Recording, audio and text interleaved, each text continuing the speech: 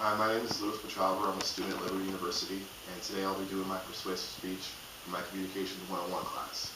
With me I have an audience. We'll go ahead and show. And of course I have Janet, I have Leilani, and the other person is Katrina. Today I'd like to talk to you guys about a controversial issue. Now, before we get into that, let's look at the word controversy. What makes something controversial? Is it what a person believes it to be? Like, I don't believe in gun control, I don't believe in abortion, but does that make a controversy just because I feel that way?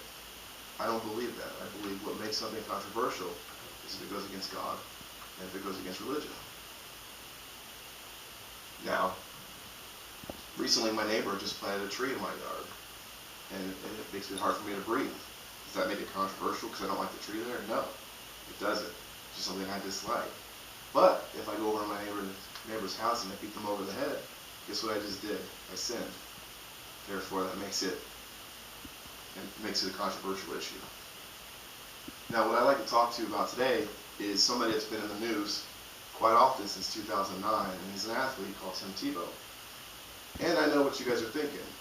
What does Tim Tebow have to do with religion?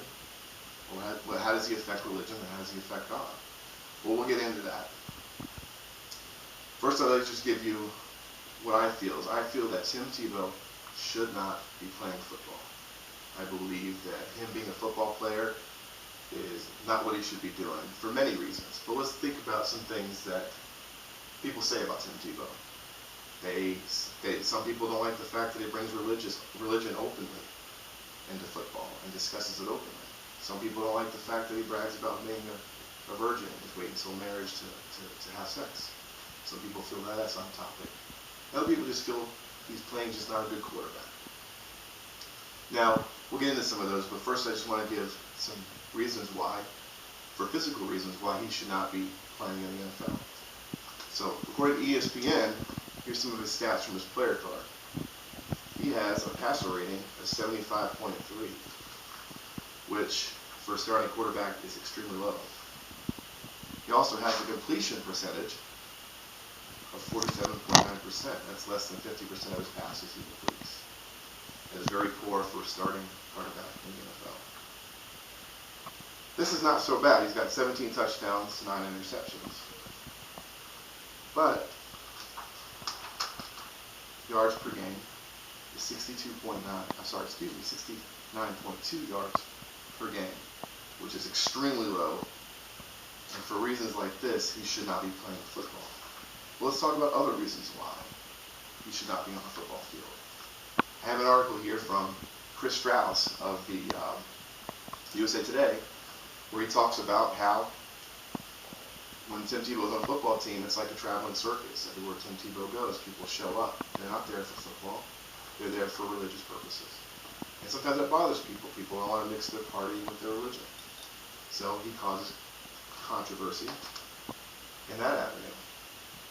But let's look at the other side of Tim Tebow and some things that he did do, or what he was able to bring to the game, or be able to add to things like religion, playing the game. Let's look at this article here by Elizabeth Templey from the Washington Post, where it shows that back in 2009, Tim Tebow, under his eyes for a football game, wrote John 3:16.